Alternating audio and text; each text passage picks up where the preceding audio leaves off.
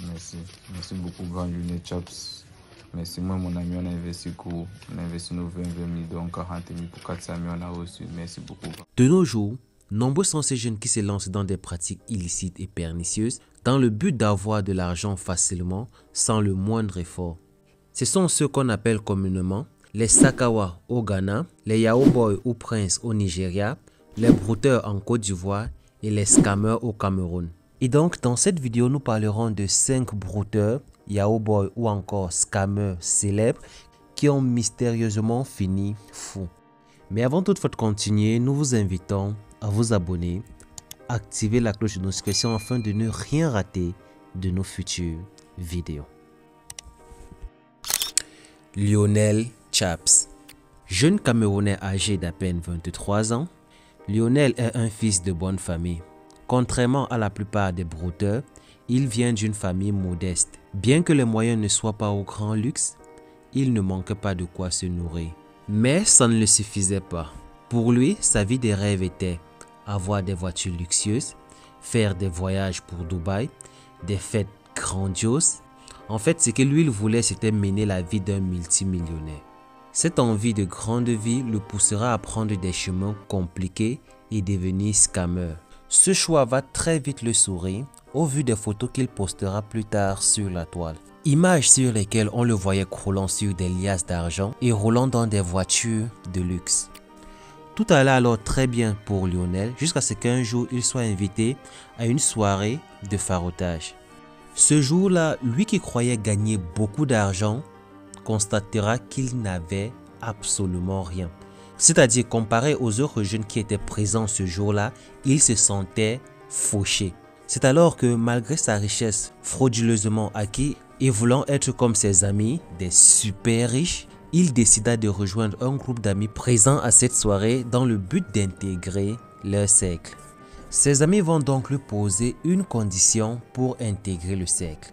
Ils vont lui remettre une somme de 50 000 francs à dépenser intégralement dans un supermarché, mais sans emporter les produits achetés.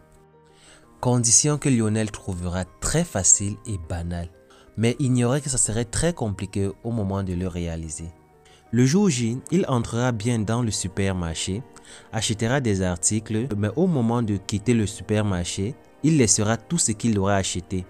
Le caissier surpris va l'interpeller et appeler le portier pour lui faire part de la situation. Le portier va donc l'obliger à prendre tous ses produits avant de sortir. Et tout à coup, Lionel va se mettre à se déshabiller dans le supermarché. On croira premièrement à une blague ou encore à un buzz, mais à sa sortie du supermarché, il va totalement enlever ses habits et va sombrer immédiatement dans la folie. Obodi Adeke. De nationalité nigérienne, le Sakawa Adeke menait un train de vie très luxueux, possédant environ 11 Range Rover, 2 Benz Salvador, 2 Chevrolet Camaro et une foule d'autres voitures de luxe. Il avait également 4 maisons jusqu'à ce qu'un jour il découvre que sa richesse ainsi que sa vie avaient une durée limitée. Pour revenir en arrière, Adeke avait rejoint un groupe d'amis dans le but de gagner de l'argent en abondance.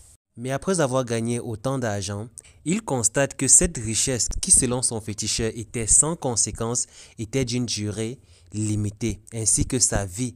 Et cela se manifestait après que la vie de ses collègues, amis, Sakawa, leur soit ôtée mystérieusement. Il révèle sur une chaîne de télé à quel point il a souffert dans la vie en dépit de toute cette richesse de la vie et de toutes choses matérielles qu'il avait souhaité. À une occasion, ces entités s'en prendront à sa femme, la battant à tel point qu'il sera obligé de la faire quitter le pays. Il révéla qu'il devait chercher refuge auprès de l'église lorsqu'il réalisait que ses amis perdaient la vie de manière mystérieuse. Après avoir été tourmenté par des esprits maléfiques, il sombre dans la folie et c'est ainsi qu'à la recherche d'une vie luxueuse qui vira au cauchemar, il finit délabré dans un état de folie.